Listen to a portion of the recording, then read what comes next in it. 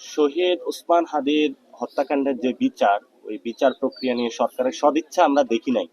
তাই আমরা আহ্বান জানাচ্ছি যে এই বিএনপি সরকারের সময়ে যত সীমান্ত হত্যা হয়েছে তাদের পরিবারের দায়িত্ব সরকারকে নিতে হবে, তাদেরকে উপযুক্ত সুযোগ সুবিধার আওতায় আনতে হবে এবং আগামীতে একটা সীমান্ত হত্যা যেন না হয় এটার নিশ্চিত এই বিএনপি সরকারকে তাদের জায়গা থেকে করতে হবে।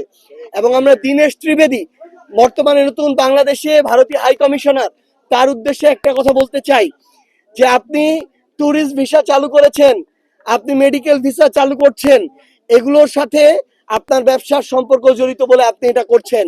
কিন্তু আপনি যদি আসলে বাংলাদেশকে প্রতিবেশী রাষ্ট্র হিসেবে সম্মান জানাতে চান, বন্ধু প্রতিম রাষ্ট্র হিসেবে মর্যাদা দিতে চান, তাহলে বাংলাদেশ থেকে আজকে এখনকার পর থেকে প্রত্যেকটা পুশিন আপনার বন্ধ করতে হবে, প্রত্যেকটা সীমান্ত হত্যা বন্ধ করতে হবে।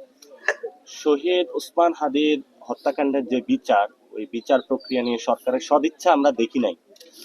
আমাদের মাননীয় প্রধানমন্ত্রী যখন প্রথম দেশে এসেছেন, উনি বলেছিলেন এই বিষয়ে বিচার করবেন, তারপর ওনার কবর জিয়ারত করেছেন, কিন্তু সেটা একটা লোক দেখানো কাজ ছিল। যদি এটা সত্যিকারই হতো তাহলে এই বিচার প্রক্রিয়া আমরা বুঝে পেতাম। আর আমি কিন্তু ওসমান হাদি ভাইয়ের হত্যাকাণ্ডের বিচার নিয়ে সরকার ৯/৬ করছে এবং সরকার হলো এখানে প্রতারণার আশ্রয় নিচ্ছে। সরকারের সদিচ্ছা নাই।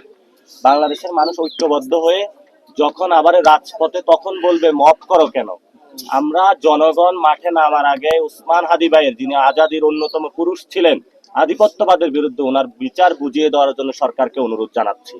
না হলে বাংলাদেশের রাজপথ আবার প্রকম্পিত হবে, তখন হয়তোবা এটা সরকার পতনের দিকেও যেতে পারে। আমরা বাংলাদেশ রাষ্ট্রের যারা ফরেন মিনিস্টার রয়েছেন, যারা স্বরাষ্ট্র মন্ত্রণালয়ে রয়েছেন, আপনাদের কি লজ্জা লাগে না?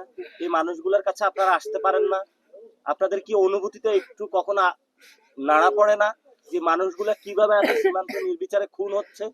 আপনি প্রিয় স্বরাষ্ট্রমন্ত্রী, মাননীয় স্বরাষ্ট্রমন্ত্রী, ফরেন মিনিস্টার, পররাষ্ট্রমন্ত্রী, মাননীয় প্রধানমন্ত্রী, আপনি আজকে এই আমাদের বোনকে কি জবাব দিবেন আপনি? আমরা এটার জবাব চাই। আমরা সীমান্ত হত্যা বন্ধ চাই এবং সাথে সাথে আমরা পুশিন বন্ধ চাই। আমরা এই এলাকায় কর্মসংস্থান চাই। যারা পার্লামেন্টে বসেছেন, একটা নোটিশ দেওয়া হয়েছে যে সীমান্ত হত্যা নিয়ে আলোচনা হবে, পুশিন নিয়ে আলোচনা হবে, সেটা নিয়ে সরকারি দল আলোচনা করতে দেয়নি। আমরা সরকার বুঝি না, কোনো কিছু বুঝি না। সীমান্তবাসী এত গভর্নমেন্ট বুঝে না, কোন দল এনসিপি বুঝে না, জামাত বুঝে না, বিএনপি বুঝে না। এরা বুঝে বাংলাদেশে এরা খেয়ে দিয়ে মানুষ বাঁচতে চায়।